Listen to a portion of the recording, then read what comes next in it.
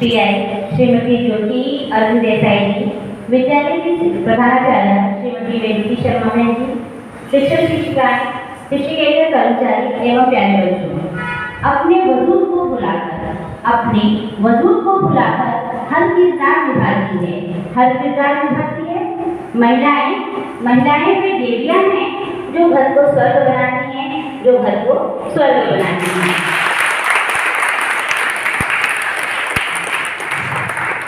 आज अंतर्राष्ट्रीय महिला दिवस की आप सभी को हार्दिक शुभकामनाएं हैं।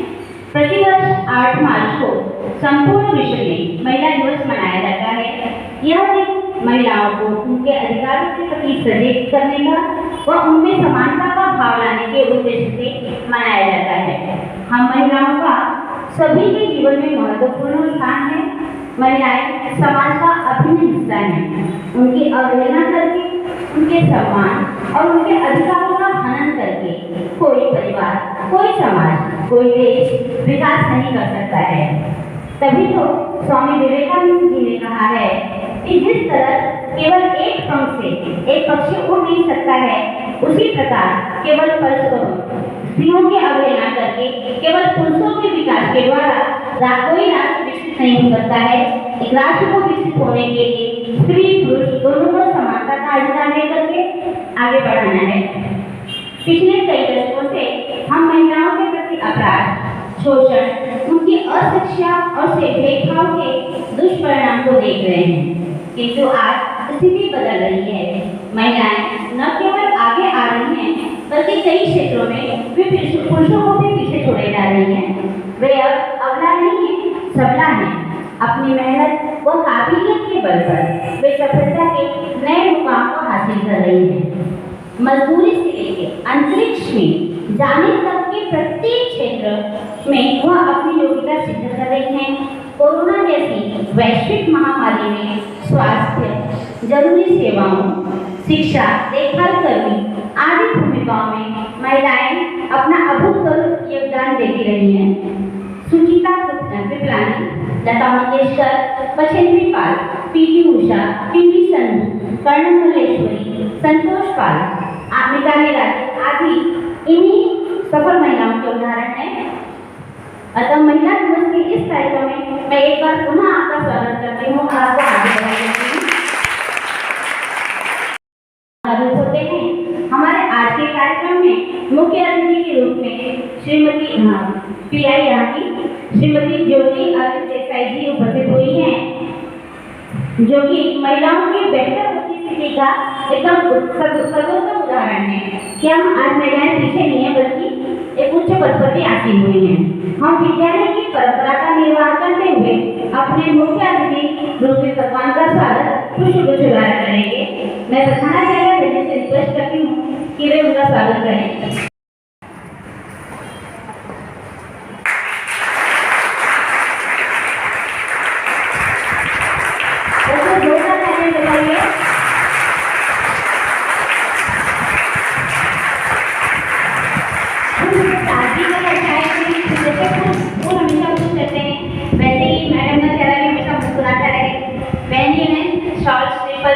प्रदान करेंगे।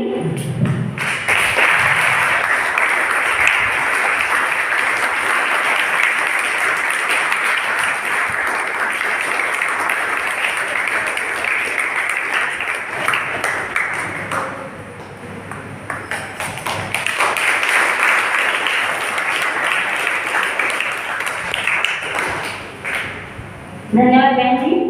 अब मैं श्री ज्योति जी का परिचय आपसे करवाने हेतु विद्यालय की शिक्षिका श्रीमती लक्ष्मी वायगंडे बहन जी को आमंत्रित करती हूँ।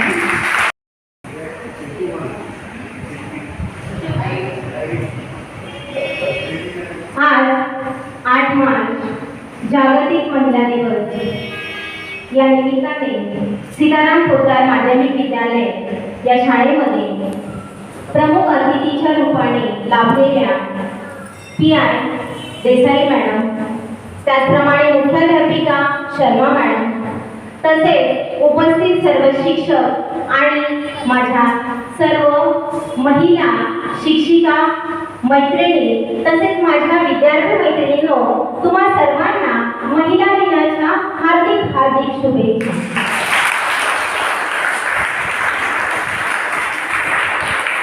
आज आपल्याला लाभलेल्या प्रमुख अतिथी त्यांना पाहून मला काही ओळी ज्या सुचतात त्या अशा. ऊंचे आसमान पंछी लेते हैं उड़ान, ऊंचे आसमान पंछी लेते हैं उड़ान, वैसे ही अपनी मेहनत से जिन्होंने छुआ है आसमान, वैसे ही अपनी मेहनत से जिन्होंने छुआ है आसमान, पधारे हैं आज इस मंच पर वे मेहमान, पधारे हैं आज इस मंच पर वे मेहमान, करती हूँ आदर पूर्वक उनको प्रणाम, करती हूँ आदर पूर्वक उनको प्रणाम. आप जैसे प्रेरक लोग, आप जैसे प्रेरक लोग इस जहां में है कम, आप जैसे प्रेरक लोग इस जहां में है कम, खिले चेहरे आनंदित हुए हम, खिले चेहरे आनंदित हुए हम.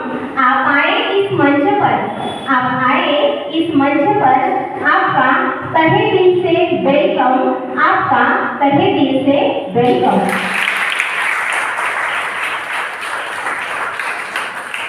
आपल्याला लाभलेल्या प्रमुख अतिथी त्यांच्या पोशाखावरून आपल्याला त्यांचा परिचय आलाच आहे, परंतु तरी सुद्धा त्यांचा अधिक परिचय मी करून देते.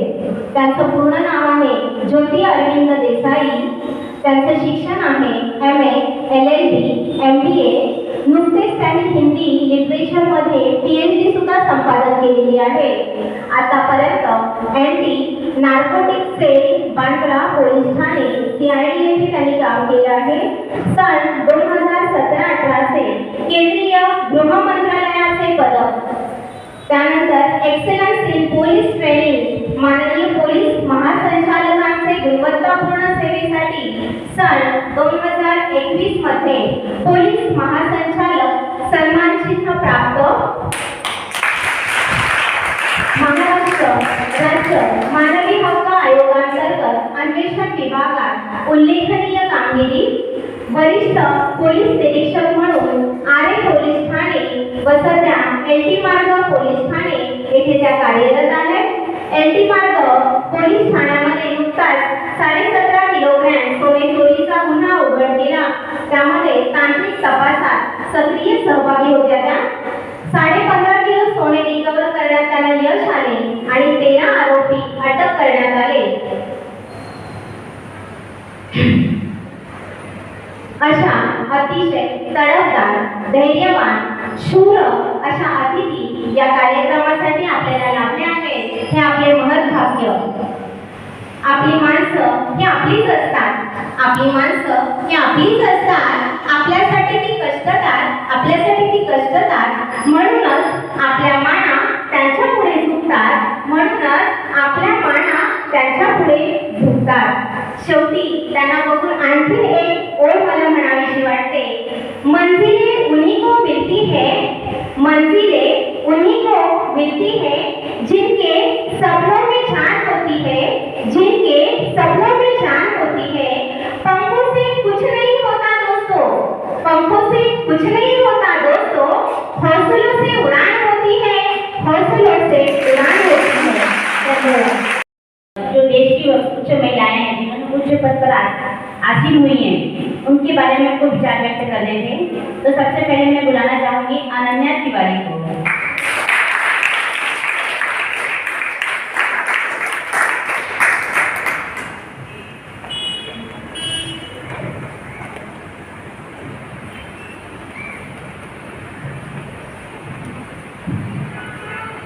आदरणीय प्रधानाचार्य जी, शिक्षकगण और विद्यार्थियों, आप सभी को महिला दिवस की हार्दिक शुभकामनाएं.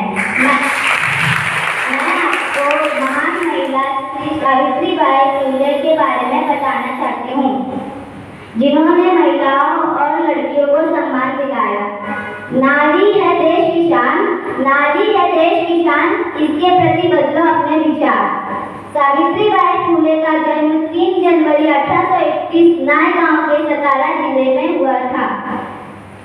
उनके पिता का नाम खंडोजी निवास पटेल और माता का नाम लक्ष्मीबाई था. सावित्रीबाई पढ़ी लिखी नहीं थी. सावित्रीबाई पढ़ी लिखी नहीं थी, उनको पढ़ने की बहुत इच्छा थी। सावित्रीबाई फुले की शादी बचपन में ही हो चुकी थी। सावित्रीबाई फुले के पढ़ने की इतनी इच्छा देखकर उनके पति श्री जोशी राव फुले ने उन्हें पढ़ाया और जब उन्होंने पढ़ लिया तब उन्होंने सोचा कि बाकी महिलाओं और लड़कियों का भी पढ़ने का हक है। उन्होंने महिला व लड़कियों को पढ़ाने के लिए बहुत कष्ट किया, कितने जिद्दतें झेली, तभी भी उन्होंने उसका डट कर सामना किया और लड़कियों और महिलाओं को पढ़ाया। उन्होंने उनके प्रति जागरूक होना सिखाया। उनकी मृत्यु प्लेग नामक बीमारी से हुई थी। धन्यवाद। प्रधानाचार्य जी, शिक्षक और विद्यार्थियों को मेरी तरफ से महिला दिवस की हार्दिक शुभकामनाएं। मैं आप सबको इंदिरा गांधी के बारे में बताना चाहती हूँ। इंदिरा गांधी भारत की प्रथम महिला प्रधानमंत्री थी। उनका जन्म 19 नवंबर 1917 को इलाहाबाद प्रयागराज जिले में हुआ था। उनके पिता का नाम पंडित जवाहरलाल नेहरू और माता का नाम कमला नेहरू था। इंदिरा गांधी ने बचपन से ही नेतृत्व के गुण थे। उन्होंने अपने प्रधानमंत्री कार्यकाल के दौरान देश को आर्थिक, सामाजिक और विज्ञान के स्तर पर मजबूत किया था। इंदिरा जी ने भारत से गरीबी उन्मूलन करने के लिए गरीबी हटाओ कार्यक्रम शुरू किया था। उन्होंने बांग्लादेश की स्वतंत्रता में अपना महत्वपूर्ण योगदान। चौहान यह महिला दिवस के उपलक्ष्य में एक कविता प्रस्तुत करेंगे।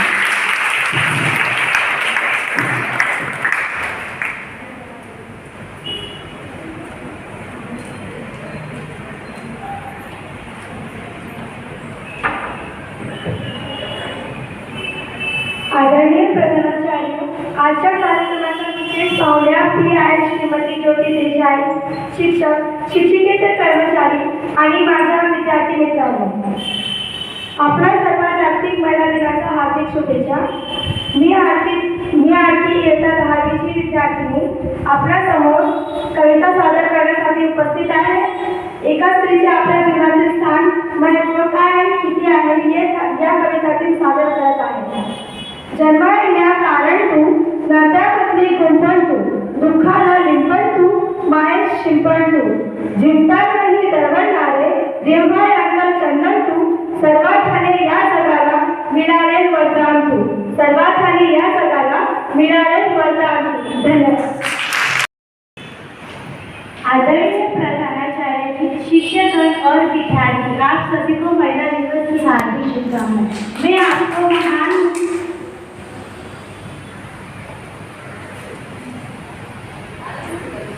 डॉक्टर किरण देवी का जन्म 9 जून 1949 को हुआ था।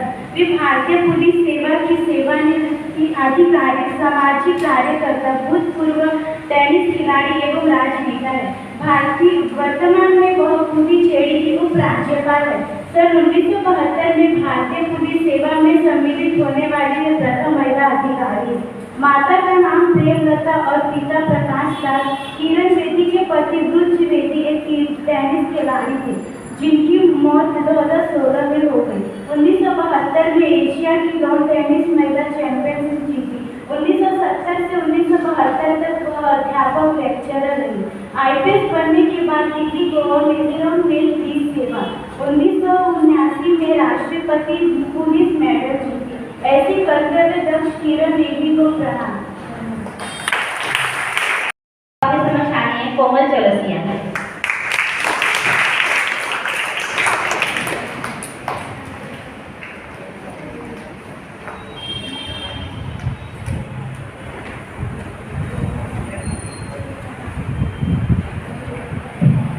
आदरणीय प्रधानाचार्य जी, मुख्य अतिथि, आप सभी को महिला दिवस की हार्दिक शुभकामनाएं। मराठा सम्राट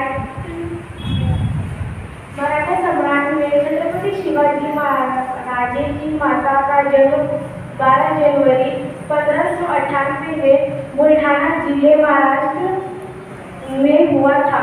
उनके पिता का नाम लखू जादव तथा माता का नाम महल सवाई था।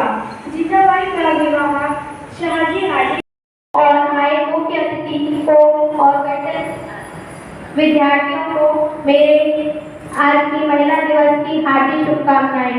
हजारों फूल चाहिए एक माला बनाने के लिए, हजारों फूल चाहिए एक सागर बनाने के लिए, लेकिन एक नारी ही काफी है घर को स्वर्ग बनाने के लिए। पीटी उषा भारत की महान ग्रुप एथलीट में से एक है, जिन्हें अक्सर देश की क्वीन ऑफ स्पोर्ट भी कहा जाता है। पीटी उषा रमेश चांद के साथ ही एक बेहतरीन स्पर्श थी, जो वो 1980 के दशक में वही रही है, जहां उन्हें 23 बार जीते, जिनमें से 14 रौप्य पदक थे। 27 जून 1940 से कोझिकोड केरल में भारत से जन्मी पीटी उषा भारत की एक महान व जानी पहचानी महिला है, जिन्हें हमारे लिए प्रेरणादायक है। धन्यवाद। नार्यस्त्री पूज्यन्ते रम्यन्ते तत्र देवता, अर्थात जहाँ स्त्रियों की पूजा होती है, उनका सम्मान होता है, वहीं पर देवताओं का निवास होता है। और यह जरूरी भी है कि हम स्त्रियों को उचित सम्मान और समानता का दर्जा दें। गरीबी, भेदभाव, बढ़ते अपराध के कारण स्त्रियों की स्थिति शोचनीय हो रही है, किंतु समाज की बदली सोच और व्यवस्था का खौफ, मैडम ये आपके लिए क्योंकि आप लोगों का अगर डर न रहे तो अपराध जो है निरंतर बढ़ता जाएगा। आपका डर ही है या आपका अनुशासन कहें कि जो है समाज में व्यवस्था बनी हुई है। ये दो बातें हैं जो महिलाओं की को निडर होकर आगे बढ़ने के लिए प्रेरित करती हैं। मैं आज के कार्यक्रम की मुख्य अतिथि पीआई श्रीमती ज्योति देसाई जी से अनुरोध करूंगी कि वे हमारे बच्चों का पथ प्रदर्शन करें।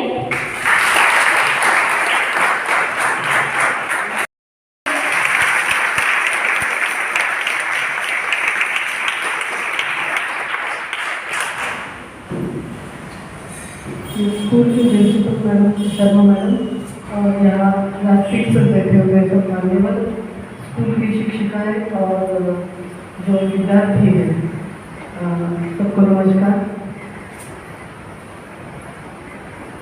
आप सबको मेरी तरफ से महिला दिन की शुभकामनाएं।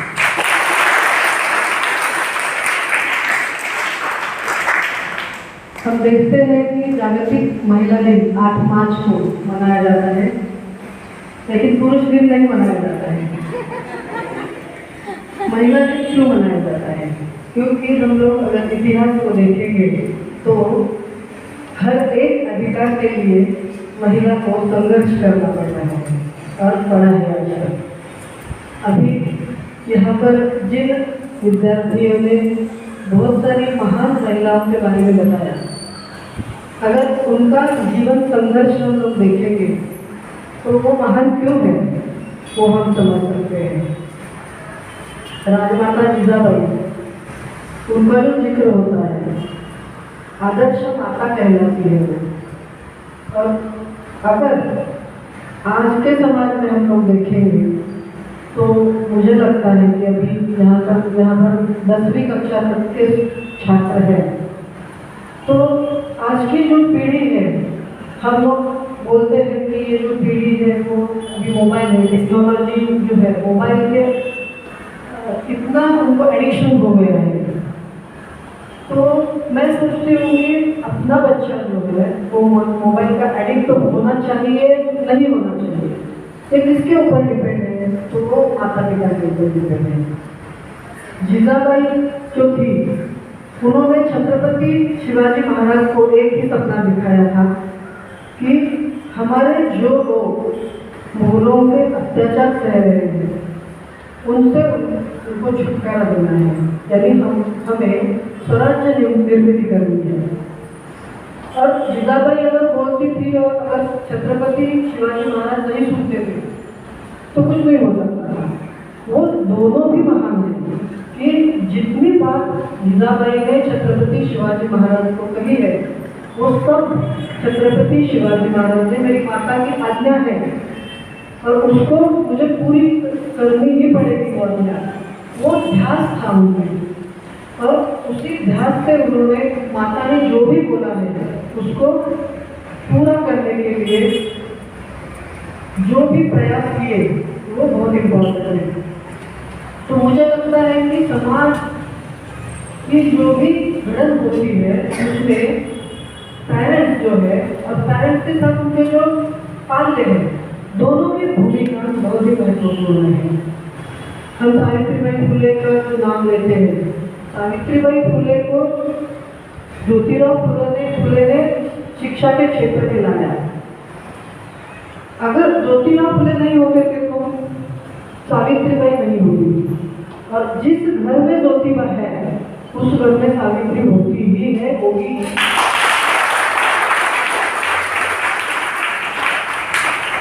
इसलिए मुझे लगता है कि हम लोगों को पुरुषों को संस्कार ज़्यादा देने चाहिए। हमारे प्राइम मिनिस्टर पंतप्रधान मोदी जी जो है उन्होंने जब भी फर्स्ट टाइम वो प्राइम मिनिस्टर बने तभी उन्होंने अपने भाषण में कहा था कि हमारे देश में लड़कियों को ज़्यादा संस्कार दिए जाते हैं और लड़कों को कम संस्कार दिए जा रहे हैं।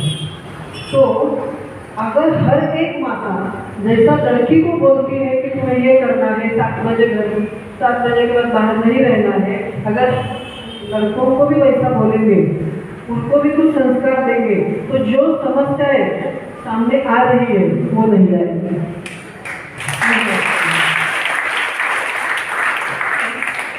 तीस साल से मैं पुलिस डिपार्टमेंट में काम कर रही हूँ, लेकिन अभी ये जो 10 साल है उसमें जो समस्याएं हमारे सामने आ रही है, तो हमारे टाइम में हम लोग देखते थे कि 10वीं कक्षा हो या 12वीं कक्षा हो, वहाँ तक हम लोगों को कोई इतना बड़ा नॉलेज नहीं था।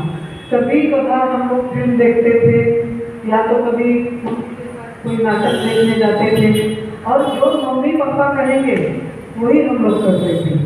तो हमारी जो पीढ़ी है तो मुझे लगता है कि हम लोग कुछ संस्कार चल रहे हैं।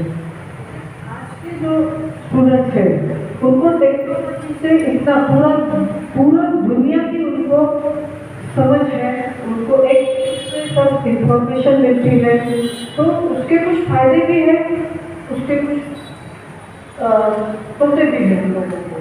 तो मैं सोचती हूँ कि मुझे इस टेक्नोलॉजी से मेरे लिए क्या अच्छा लेना है ये मेरे ऊपर डिपेंड है।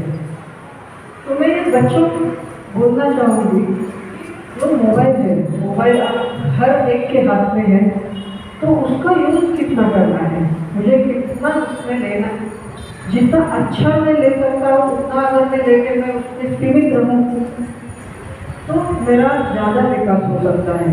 लेकिन माता पिता ने मुझे मोबाइल दिया है, मैं उसको यूज़ करता जा रहा हूँ और एक समय ऐसा आता है कि मैं माता नहीं सुनता हूँ, मेरी मन की भी नहीं सुनता हूँ और मैं एडिक्ट होता जा रहा हूँ मोबाइल का। अभी देखती हूँ कि एक 13 साल का लड़का स्कूल में 2-3 लेक्चर थे, उसको गया नहीं वो, तो पिताजी ने उसको डांटा, तुम क्यों नहीं गए स्कूल। इमीडिएटली घर से निकला 11 बजे निकलने के बाद साइकिल निकाला, निकल के वो मीरा रोड से निकला, सीधा दादर तक आया और माता पिता को लगा कि 2 घंटे में वापस आएगा। सुबह 11 बजे निकला वो लड़का, उसको 5-6 बजे लगा अभी तक क्यों नहीं आया।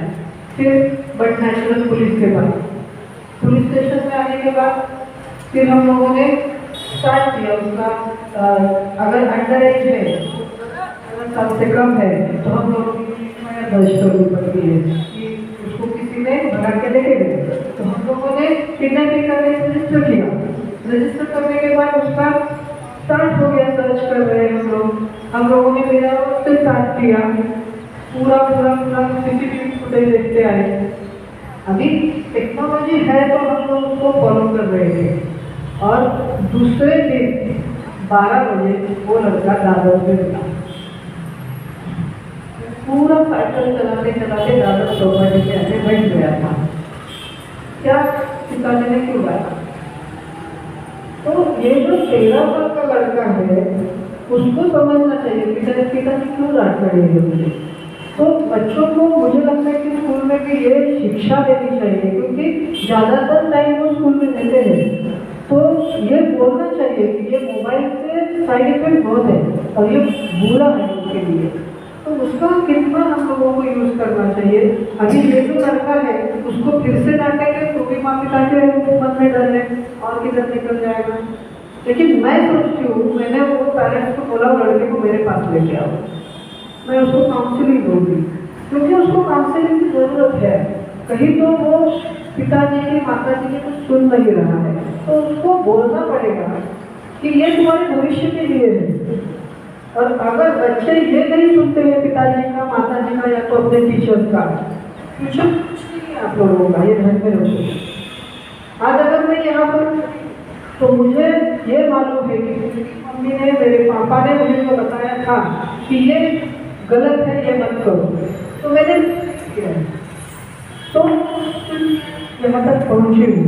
तो ये जो टाइम है ये जिंदगी का बहुत ही महत्वपूर्ण टाइम है कि जहाँ आपको पेरेंट्स से या तो अपने जो शिक्षक है उनसे जो भी शिक्षा लेनी है वो यही टाइम है, और उसको किस तरीके से लेना है ये आपके ऊपर डिपेंड है। हम लोग तो कोई शिक्षक बुरा नहीं बोलता है, जो भी आपको अच्छा ही बोलते हैं, लेकिन हम कितना लेते हैं उसमें से। तो जितना अच्छा अगर हम लेते हैं, बुराई तो सब जगह पर है, तो जितना अच्छा हमको लेना है वो अगर मेरे दिमाग में आता है तो ही मैं अच्छा बनूंगा, ये ध्यान में रखो। नहीं तो टीचर को लगता है नहीं ये तो अभी तुम इंजीनियर बनोगे, डॉक्टर बनोगे, अरे टीचर को लग के या तो मम्मी पापा को लग के कुछ नहीं होता है। अगर आपको अंदर से लगता है कि मुझे डॉक्टर बनना है, इंजीनियर बनना है, तो ही आप बनोगे। इसलिए आप लोगों को आपकी सोच बदलनी पड़ेगी, अच्छी सोच लेनी पड़ेगी, तो ही आपका पूरी तरह से विकास हो पाएगा। अभी हम लोग यहाँ पे महिला दिन मना रहे हैं, लेकिन मैं एक्सपेक्ट कर रही थी कि यहाँ से भी कोई आके कुछ महिला के बारे में बोले, लेकिन दूसरे है कि किसी लड़की को अपने मौका नहीं दिया है। और महिला दिन मैं चाहती हूँ कि पुरुषों ने आयोजित करना चाहिए, पुरुषों से महिला का सम्मान करना चाहिए।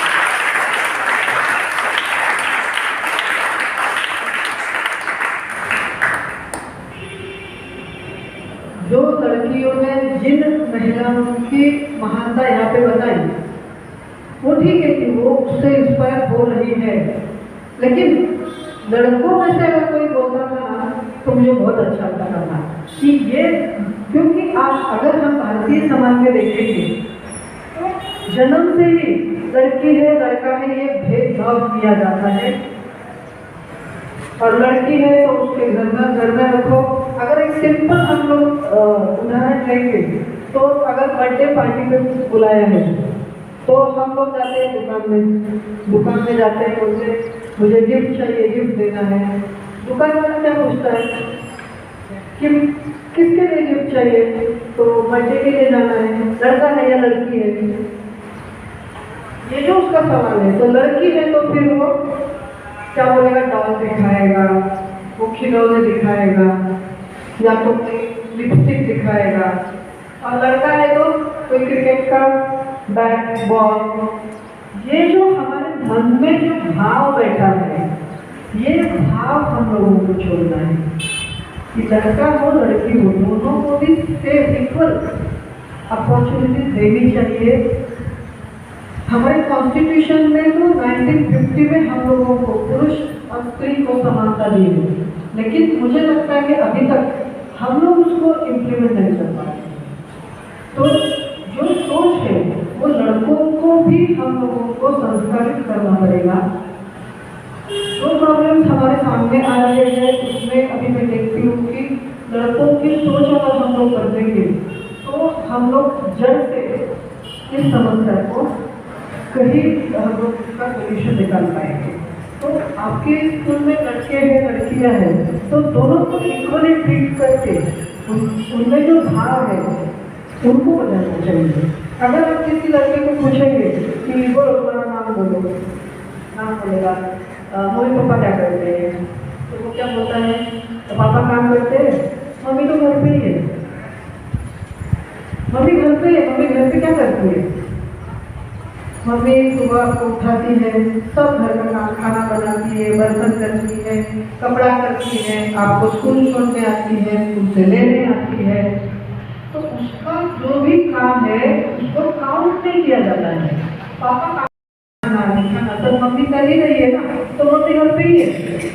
तो यहाँ से शुरू होता है कि हम नारी को पीछे हटा रहे हैं। तो ये जो सोच है, ये छोटी छोटी चीजें हैं कि इन चीजों पे हम लोग ध्यान नहीं देते हैं। हमारी संस्कृति में बोलते हैं कि नारी पूज्य है, पूज्य तो है, लेकिन हर घर में नारी को पूजा नहीं जाता है। तो मैं समझती हूँ कि अगर मैं पुलिस इंस्पेक्टर बनी हूँ तो मुझे संतुष्ट नहीं होना चाहिए। मुझे ये कहना है कि जब तक हर एक नारी स्वतंत्र नहीं होती है तब तक मुझे ये संघर्ष करना है। क्योंकि अगर मैं यहाँ तक आई हूँ तो उसके लिए मेरे परिश्रम भी है, मेरे माता पिता के हैं, मेरे टीचर के हैं, तो मैं यहाँ पर आई हूँ। लेकिन हर एक बच्चे को वो एटमॉस्फेयर मिलेगा, वो वातावरण मिलेगा, तो हमारे हर घर के बच्चे यहाँ तक आ सकते हैं। तो इसके लिए हम लोगों को काम करना पड़ेगा। टीचर जो है, शिक्षक जो है, उनकी भूमिका इसमें महत्वपूर्ण है, उनको यहाँ इसके लिए काम करना पड़ेगा।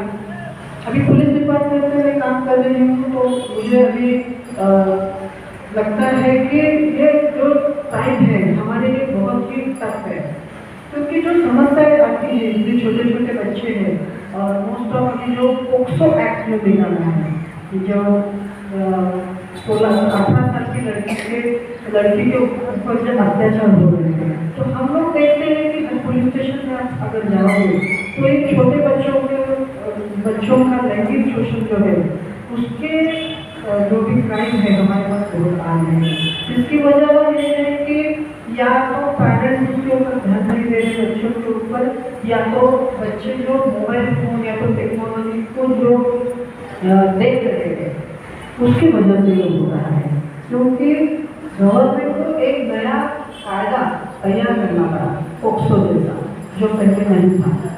या उसके साथ में अगर हम लोग देखेंगे विनय भंग, स्त्रियों को लज्जा उत्पन्न हो ऐसा पुरुष बात करता है, तो उसमें भी हम लोगों को 2013 में अमेंडमेंट लाना पड़ा। तो पहले ऐसा था कि अगर कोई लड़की को कोई टच करता है या तो कोई कुछ बोलता है तो एक 354 सेक्शन था, उसमें हम लोग केस रजिस्टर करते थे, और वो जो क्राइम था उसको कानूनन बेलेबल ऑफेंस किया था कि अगर कोई ऐसा ऑफेंस करेगा पुलिस उसको अरेस्ट करेगी। उसका प्रोविजन कानून में ऐसा है कि उसको इमीडिएटली जामीन पे छोड़ दिया जाएगा। इसके लिए क्या होता है, अगर किसी को लगा कि लड़की अच्छी है उसने उसको आंख मारी, अगर दूसरे को लगाने बहुत अच्छी है उसने उसका हाथ पकड़ा, अगर किसी को लगाने बहुत ही अच्छी है उसने उसके कंधे पर हाथ रखा, सेम सेक्शन में उसको क्राइम रजिस्टर होता था और इमीडिएटली वो जामीन पे बाहर आता था। तो उसको कैसा लगता है कि अगर मैं आँख मारूंगा, मैं हाथ पकड़ूंगा, कुछ भी करूंगा उसको, तो क्या होता है, पुलिस केस रजिस्टर करेगी और मुझे छोड़ देती है बेल पर। तो उसकी तो हिम्मत बढ़ती गई। तो अगर उसको लगता है कि मुझे कुछ होता ही नहीं है, तो फिर गवर्नमेंट ने ये जो कानून है उसमें जो भी है अमेंडमेंट लाए हैं। अगर आँख कोई मारता है तो उसके लिए अभी पनिशमेंट अलग है, कोई अगर लड़के का हाथ पकड़ता है पनिशमेंट अलग है, अगर कोई उसको इतनी लज्जा है ऐसा कोई एक्ट करता है या उसका कोई कपड़ा फाड़ता है तो उसको पनिशमेंट अलग है, उसको इमीडिएट बेल नहीं होता है। ये जो कानून में बदलाव आ रहे हैं या हम लोगों को लाने पड़ रहे हैं, इसका अगर हम लोग सोचेंगे या तो अभ्यास करेंगे तो मुझे लगता है कि ये जो टेक्नोलॉजी डेवलप हो रही है उसके जो दुष्परिणाम है इसकी वजह से ये हो रहा है कि बच्चों को अच्छी पढ़ाई देनी चाहिए। मुझे लगता है कि लड़कियों से ज़्यादा हम लोगों को लड़कों को पढ़ाए, लड़कों के ऊपर इतना ये भारतीय संस्कृति में पुरुष प्रधानता है और उसका इतना असर है कि लड़कों को लगता है मुझे कोई रूल ही नहीं है यहाँ, और इसके लिए वो इतने खुले इतना ऐसा बिहेव करते हैं कि उनको लगता है मुझे तो ये जन्म से मिला हुआ हक है। और हम लोगों को लग रहा है कि हम बहुत ही अभी आगे जा रहे हैं, बहुत विकास हो रहा है, लेकिन अगर आप एक 2 दिन पुलिस स्टेशन में आके बैठेंगे तो आपको लगेगा कि एक नारी है, दबती है, ऊपर से बहुत अच्छी है, पढ़ी लिखी है, फिर उसको भी वायरस को फेस करना। तो इसके लिए हमें ये रूट लेवल है, ये रूट लेवल में हमको काम करना पड़ेगा। ये बच्चों को अभी से इनके मन में जो जेंडर इक्वालिटी है, तो जेंडर इक्वालिटी उनको अभी से बतानी पड़ेगी। अगर आप है तो मेरे पास 2-4 ऐसे ये है एक्टिविटीज है कि वो इन लोगों के लिए इनके स्तर पे उनकी मानसिकता, उनको जेंडर इक्वालिटी के बारे में लेक्चर देते हैं। उसमें छोटे छोटे उदाहरण देके कि इनको आगे जाके इनके साथ पढ़ने वाली जो लड़की अगर लड़का इंजीनियर हो गया, लड़की इंजीनियर है, लेकिन उसकी मानसिकता है कि घर पे मैं नौकरी करके आऊँगा, वो नौकरी करके आएगी, वो एक खाना बनाएगी। लेकिन अभी ऐसा नहीं है। अभी के लोगों को ये समझना पड़ेगा, लड़की है वो कमा रही है, मैं भी कमा रहा हूँ, तो दोनों को हम लोगों को उसको बर्तन करके मुझे कपड़ा करना है घर में, तो ही ये चलेगा। अगर हम लोग देखते हैं कि प्रदेश में जो लड़के गए हैं अभी हमारे भारत में, तो वो लोगों ने एक जो है इस चीज को समझ लिया है, वो कर रहे हैं, लेकिन भारतीय मानसिकता अभी इतनी बड़ी नहीं है। तो मुझे लगता है कि इन बच्चों को अगर अभी से लोग कुछ ऐसे विचार देंगे कि नहीं आगे जाके तुम्हारी पत्नी भी कमाने वाली होगी, तो बेसिकली तुमको भी घर का तुमको भी संभालना चाहिए और उसको भी आना चाहिए। तो दोनों मिलके अपना जो भी है संस्था हम लोगों को करना है। जैसे अभी लड़के जो है, लड़कियां जो है, लड़कियों के लिए भी मैं ऐसा बोलती हूँ कि लड़कियों को भी बहुत ही फ्रीडम देना है और उसका वो मिसयूज कर रही है। मेरे सामने पुलिस स्टेशन में जो भी केसेस आते हैं उसमें बहुत केसेस में ऐसा है कि जो लड़कियां हैं स्कूल में आती है, पेरेंट्स का कोई सुनती नहीं है, और पेरेंट्स अगर कुछ बोलते हैं तो चोरी छुपके किसी दूसरी सहेली को लेके कोई करती है, कुछ तो चलता रहता है। लेकिन आप लोगों का ये एज नहीं है, इसको समझ जाओ आप लोग, क्योंकि यहीं से जो भी बेस है आपका वही तैयार होने वाला है। और आगे जाके अगर आपको कोई एक जिंदगी में कुछ हासिल करना है तो ये पीरियड जो है बहुत ही आपके लिए इम्पोर्टेंट है और उसको अच्छी तरह से यूटिलाइज करना पड़ेगा, तो ही आपका भविष्य अच्छे तरह से बन सकता है। पुलिस ऑफिसर आपको लग रहा है कि मुझे यूनिफॉर्म में देख के आपको लग रहा होगा कि यूनिफॉर्म, लेकिन ये 30 ईयर्स मैंने इस यूनिफॉर्म को लेकर जो जर्नी मैंने की है, प्रवास मैंने जो किया है, वो बहुत ही मुझे इतना अच्छा नहीं लगा, क्योंकि इतने अनुभव आए हैं। उसमें मैंने एक बीइंग अ लेडी मैंने ये देखा है। मैं पुलिस ऑफिसर होने के नाते जब मैं पुलिस डिपार्टमेंट में आई तो पहले मुझे भी मेल डोमिनेशन को फेस करना पड़ा कि मुझे कोई पोस्टिंग मिलने में या तो कोई ड्यूटी मिलने में या कोई काम करना है तो तुम लेडी हो, ये मत करो, तुम ये नहीं कर सकती हो। तो हम लोगों को ये प्रूव करना पड़ा है कि नहीं मैं सब कर सकती हूँ। और ये 30 साल में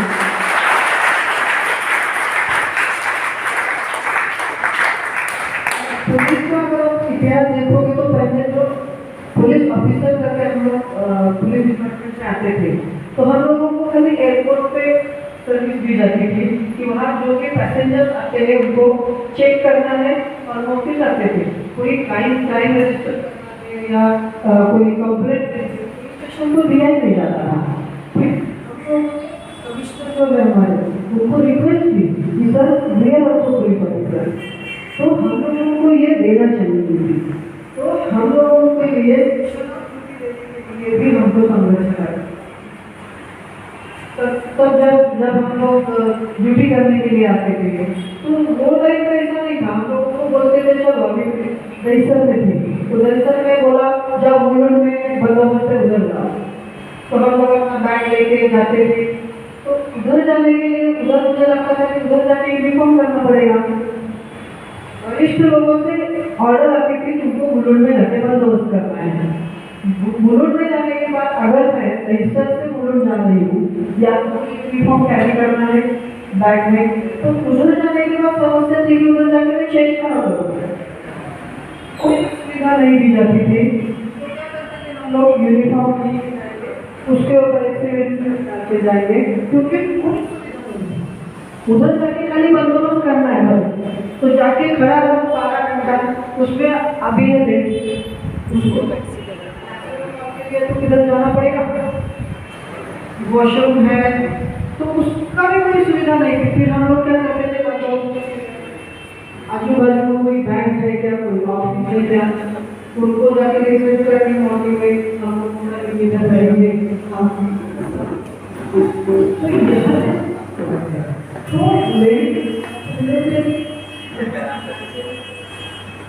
माना गया है पानी। तो अभी अगर हम लोग देखते हैं तो गवर्नमेंट ने कोई डिसीजन लिए गए हैं और हम लोगों की ये सुविधा नहीं है।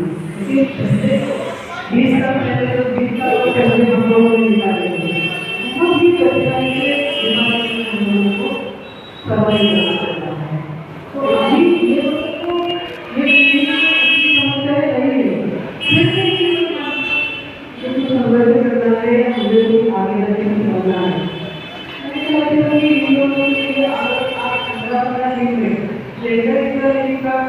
लेक्चर तो अच्छा रहेगा कि अभी बेस होता रहेगा और फिर वो आगे जाके कुछ सोचेंगे मुझे कुछ तो करना है। पर मोस्ट ऑफ जो है हम लोग देखते हैं तो ये जो 10वीं तक के जो लड़के बैठे हैं उससे बहुत ही सारे जो है स्टडी करने वाले हैं पढ़ रहे हैं, लेकिन मध्य प्रदेश में जो भी समस्या आती है मुझे लगता है कि जो बच्चे हैं वो पेरेंट्स को टीचर को कॉन्टेक्ट करें। तो अगले महिला दिन को मैं जरूर आऊँगी इधर और उस टाइम मुझे ये साइड से लोग चाहिए।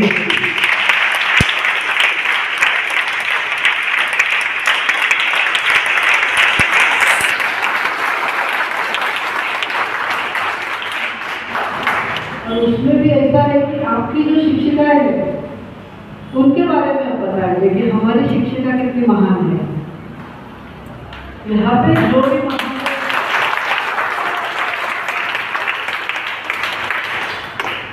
महिलाएं बहुत महान महिलाएं हो गई है, उनको तो हम लोग आदर्श मानते ही है। लेकिन पहली बात यह है कि मुझे जो टीचर पढ़ाती है वो कितनी महान है, उनकी महानता नेक्स्ट महिला डे को हम लोग यहाँ पे हर एक लड़का आएगा और इसके बारे में बताएगा। चलेगा? हम लोग निकल जाएंगे, इसमें से 2-3 लोग तो ये भी निकल जाएंगे। मेरी मम्मी कितनी महान है, हाँ मेरी माता जी करेंगे। आऊँ मैं अभी आऊँ। अगर ये हम स्टार्ट करेंगे तो मुझे लगता है कि माता के प्रति या पिता के प्रति सबके प्रति आदर होता है, लेकिन माता के प्रति जो आदर भाव उनमें हम लोगों को निर्माण करना है तो यही एक जरूरत वो भाव निर्माण करना पड़ेगा। तो अभी नेक्स्ट महिला डे के लिए मैं आऊँगी यहाँ पर और हम लोग कुछ बदलाव देखेंगे कि लड़की जो है यहाँ आएंगे और महिला किस तरह से महान है, उनको किस अधिकारों से वंचित रखा गया है, उनको कैसे अधिकार मिलने चाहिए, इसके बारे में बोलेंगे और अपने शिक्षक जो है यहाँ पर उनके बारे में बोलेंगे, अपने मम्मी के बारे में बोलेंगे। तो आपने जो बुलाया बच्चों के साथ 2 बातें शेयर कर सकी मैं इसकी वजह से, तो मुझे बहुत आनंद हुआ इस बात का। Thank you very much again, happy women's day.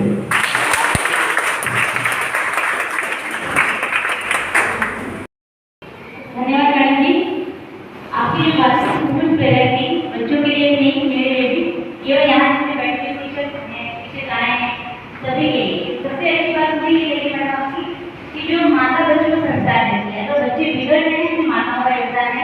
तो मैं सोचूंगी कि अगर आप भी बड़े तो सोचे मम्मियों का योगदान है या आपकी खुद की गलती है ऐसी। एक बात मैडम ने कही कि आज्ञा पालन, शिवाजी महाराज अगर आज्ञा पालन न करते तो माता की कही हुई सारी बातें व्यर्थ होती। हर माता में विजय माता छुपी हुई है। हम छत्रपति महाराज शिवाजी बने हैं, तो अगर हम भी अपनी माता पिता की बात सुने तो हो सकता है कल को हमारी माता भी, जैसे शिवाजी की माता जी का आज सम्मान किया जाए, कल हमारी मम्मियों का भी सम्मान किया जाएगा।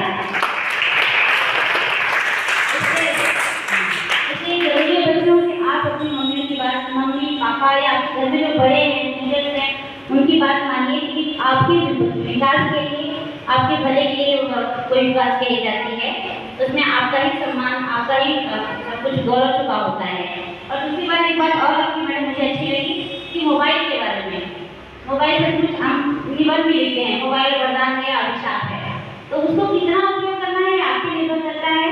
मम्मी ने आपकी सुविधा के लिए कोरोना काल में आपकी पढ़ाई से आप वंचित न रह जाएं, इसलिए आपको मोबाइल दिया गया है, न कि गेम खेलने के लिए, यूट्यूब पर अपने चैनल बनाने के लिए और फोटोज खींचने के लिए। आप काम करिए अच्छा, आपके फोटोज अपने आप आएंगे। अब्दुल कलाम जी ने कोई बहुत बड़ा तो सेल्फी लेके फोटो नहीं है, आज उनके जगह जगह आपको फोटो मिलेंगे, हर काम से बैठे हुए खाते हुए फोटो, क्योंकि उन्होंने ऐसा काम किया है। अब हम अगर यहाँ गए वहाँ गए फोटो खींचते हैं, उससे क्या वैल्यू है? आज की जो निकल पुराना जगह डिलीट मार दोगे, तो ऐसा मत करो। आप ऐसा काम करो कि आपके फोटो खींचने के लोग आपके पास आए, ठीक है? ये आपका समय जो है करने के लिए है, मेहनत करने के लिए है। अगर आप बड़े बनोगे तो सच में आपके फोटो खींचे जाएंगे, जब आपका मोबाइल में नाम होगा, उससे जो विकिपीडिया में सर्च मारते हैं ना, कुछ भी कोई इन्फॉर्मेशन लेंगे, किरण बेदी या लता मंगेशकर जी या किसी और फेमस पर्सनैलिटी की, तो हम विकिपीडिया में जाकर सर्च करते हैं कि इसके बारे में इन्फॉर्मेशन दो। तो आप इतनी मेहनत करिए कि विकिपीडिया में मुझे आपका नाम सर्च करना पड़े, नहीं पड़ा आपकी कौन है, ठीक है?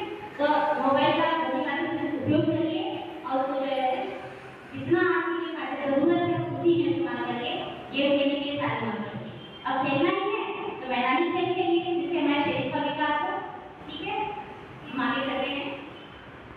अब मैं अपने विद्यार्थी बताना चाहूँगी कि वे आपका मार्गदर्शन करें।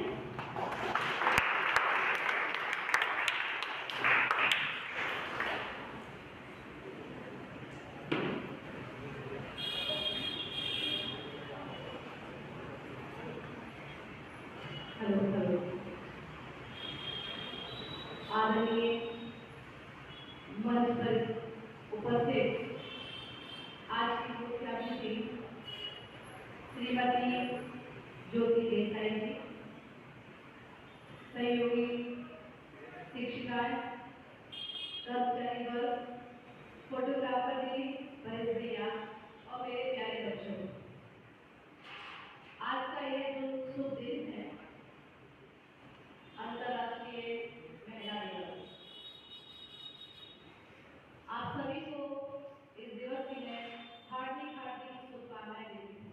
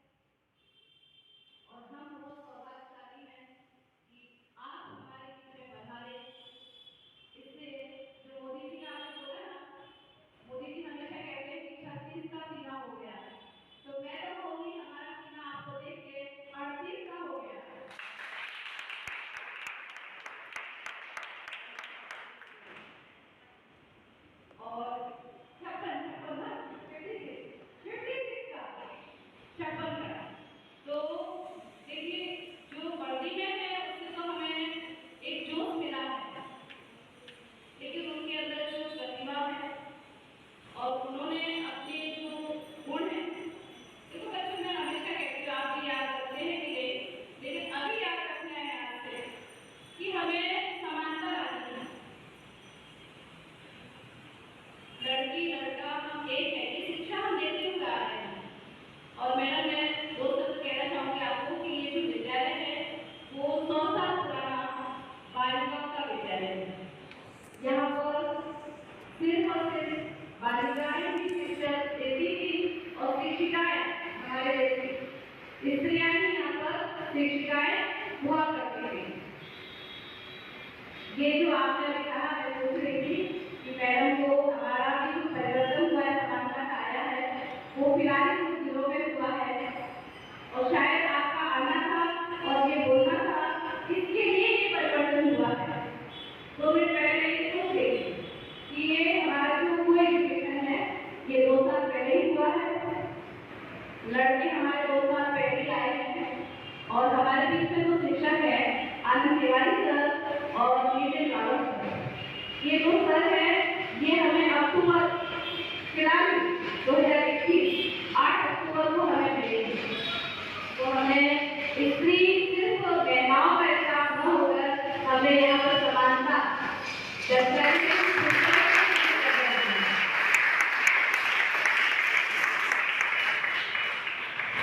हमारे बीच में कर्मचारी पहले से हैं पुरुष, लेकिन यहाँ पर शिक्षक के रूप में पुरुष नहीं थे। तो मेरे मन में आया कि समानता होनी ही चाहिए और हम स्त्रियाँ किसी से कम नहीं है। ये तो आपको देख के और बाकी के स्त्रियों का जो हमने स्मरण किया उनको देख के लगता है कि हम किसी से कम नहीं हैं, हम पुरुषों से भी आगे। कहते हैं पुरुषों से कंधे से कंधा मिलाकर हमें चलना है। तो आज तो स्त्रियाँ इतने आगे निकल गई हैं कि पुरुषों से कंधे से कंधा मिलाकर न चलते हुए उनसे भी आगे उनको पंख करते हैं।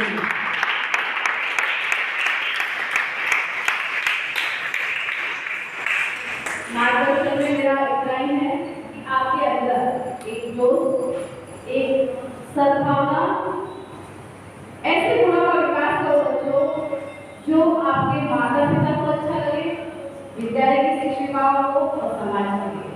क्योंकि देखो हर क्लास में मैं जाती हूँ, कभी कभी सुनते हो ना कि आप समाज के लिए हो, आप सोचते हो हम घर के लिए, माता पिता के लिए, लेकिन आप जो भी बन रहे हो समाज के लिए बन रहे हो।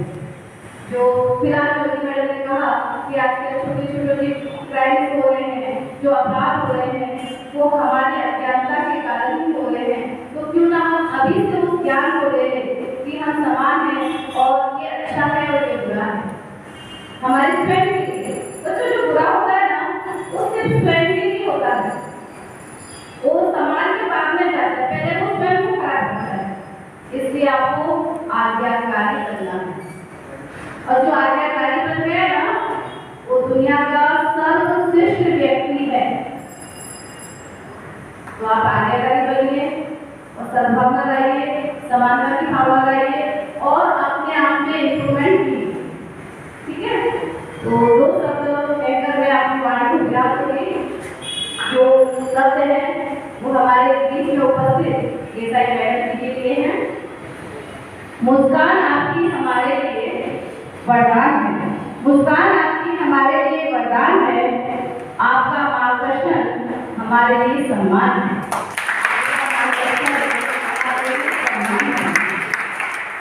आप आए रब हम पर मेहरबान है, आप आए रब हम पर मेहरबान है, बड़े नसीब वाले हैं हम जो आप हमारे मेहमान हैं, जो आप हमारे मेहमान हैं।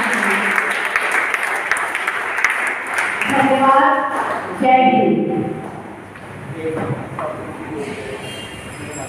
प्रसिद्ध महिलाएं उनके लिए आप मंचित होंगे। अगली बार जैसे मैडम ने कहा यदि आपको आपको आमंत्रित करेंगे ईश्वर से आप अगले साल के हमारे मेहमान बने। तो बच्चों हमने विषय सोच लिया है, आप भी सोच लेना। 1 साल का टाइम आपके पास है। मेरे जीवन की प्रेरक महिला, ये हमारा विषय रहेगा कि हमारे जीवन में हमको प्रेरणा देने वाली या मेरी आदर्श महिला कौन है। तो आपकी मम्मी, आपकी बुआ, आपकी दादी, आपकी पड़ोस वाली, हमारी टीचर भी हो सकती हैं या क्लास मैडम आई वो भी हो सकती हैं। मैंने बहुत सारे लोगों को तरह की सफल महिलाओं को देखा है, लेकिन इतनी प्रत्यक्ष, इतना रूबरू और इतने पास से सुनने का मौका मुझे बहुत पहली बार मिला है। मैडम जी मेरे बहुत बहुत आभार।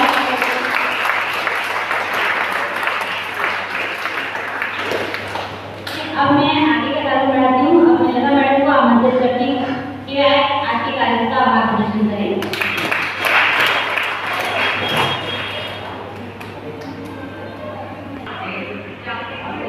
कार्यक्रम की प्रमुख अतिथि पीआई श्रीमती ज्योति देसाई जी, आप अपना अमूल्य समय देकर हमारे विद्यालय में पधारे और आज के कार्यक्रम की शोभा बढ़ाई।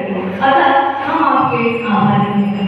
विद्यालय की प्रधानाचार्य जी श्रीमती रेवती शर्मा के मार्गदर्शन में आज का यह कार्यक्रम सफलतापूर्वक मनाया जा सका। अतः हम आपके भी आभारी हैं। अंत में कार्यक्रम को सफल बनाने के लिए प्रत्यक्ष व अप्रत्यक्ष रूप से योगदान देने वाले विद्यालय परिवार के सभी सदस्यों के नाम आभारी हैं। धन्यवाद।